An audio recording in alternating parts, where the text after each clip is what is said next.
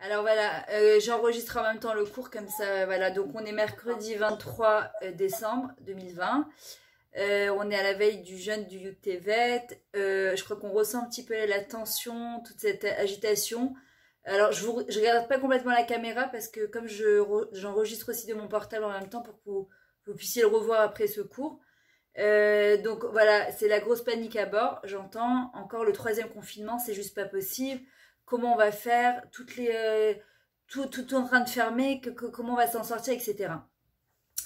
La vérité, on est en grosse épreuve de Emouna et de Bitachon, d'accord, pour tout le monde. Chacun à son niveau, chacun avec ce qu'elle vit.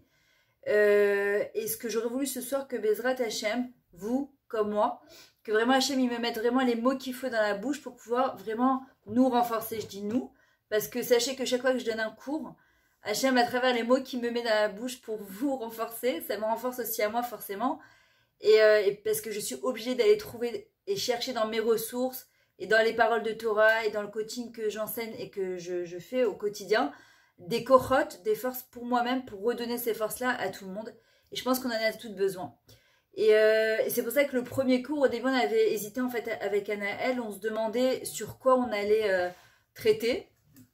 On a hésité, on s'est dit, est-ce qu'on fait un cours que couple, un cours que coaching, un cours que éducation? Et comme on a voulu donner la possibilité en fait à tout le monde de pouvoir assister à ce cours-là, donc on a opté pour faire un cours, 4 sujets différents. C'est vrai qu'avant, ça nous manque énormément les soirées qu'elle organisait à Noël parce que c'était vraiment exceptionnel. Il y avait toujours c'était toujours avec un buffet, avec de la musique, avec des magnets. C'était vraiment très sympa. Malheureusement, c'est comme ça. On fait avec les moyens du bord. Et Baruch Hashem, il y a quand même cette technique-là. Et c'est pour ça qu'aujourd'hui, voilà, on a commencé par avant le couple, avant les enfants. D'abord, c'est il est où le bonheur, d'accord? Parce que on ne peut être heureuse dans son couple et heureuse avec ses enfants, heureuse dans son travail, heureuse dans sa Torah si on est heureux avec soi-même. C'est-à-dire que si on est réaligné avec nous-mêmes et qu'on comprend, Bechra, c'est quoi le bonheur, d'accord? On la connaît toute la chanson, il est où le bonheur, il est où, d'accord? Le bonheur, il est là.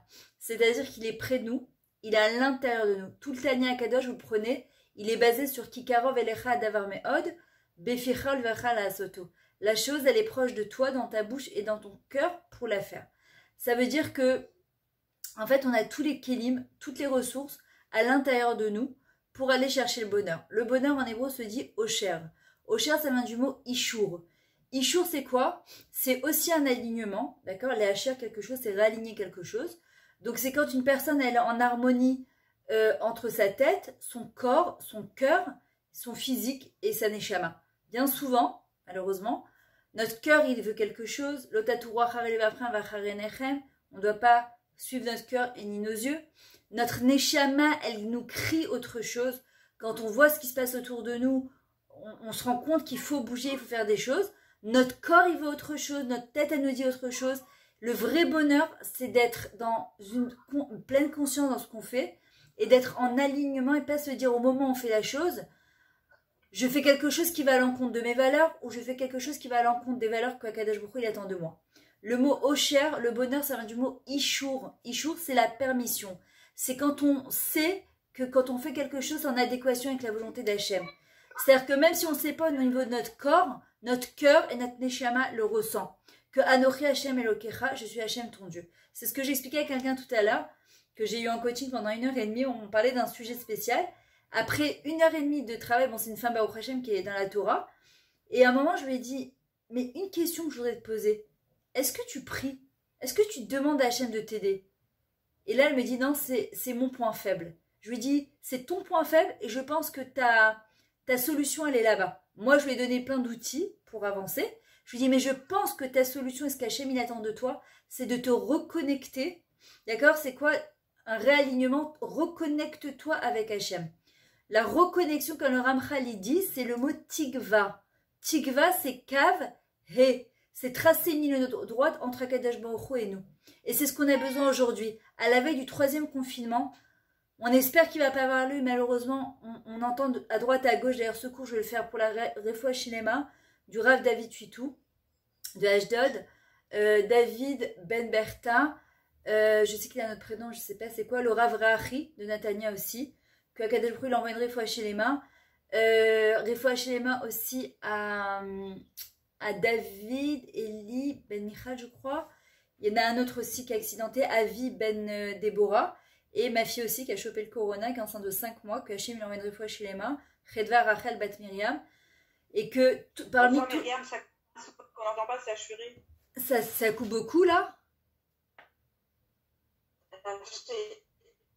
Attends, Yona, toi je t'entends pas. Est-ce que les filles vous m'entendez bien? Ouais, ça coupe quand tu parles. Ah, Anaël, tu m'entends ou pas toi? Michel, Sabrina, vous m'entendez? Ça coupe quand tu parles et quelquefois on ne voit plus. Ah ouais? Ça coupe, exactement. Ça coupe, non, ça coupe. Myriam, c'est un peu pareil partout. Je crois que des fois, ça arrive quand on a beaucoup d'appareils connectés. Ah. T'as pas d'autres appareils connectés? Non, mais là, j'entends plus rien du tout, là. Nous, on t'entend, mais c'est coupé à chaque fois et de temps en temps, ton image a disparu. Ah ouais, pourtant, je me vois. Hein. Mais lui, le mélange. C'est bizarre. Bon, attends 2 secondes. 2 secondes, j'essaie de voir. Viens, je vais voir ma connexion internet, comment elle en est. Fais voir. Voilà, ça, c'est les petits aléas de la technologie. J'espère que vous allez mieux m'entendre. Je suis en train de changer de Wi-Fi 2 secondes.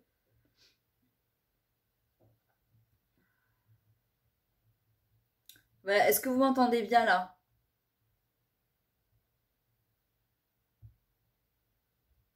Annelle, vous m'entendez mieux?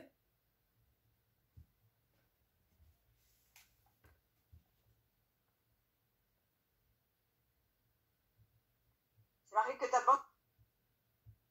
De quoi, Yona?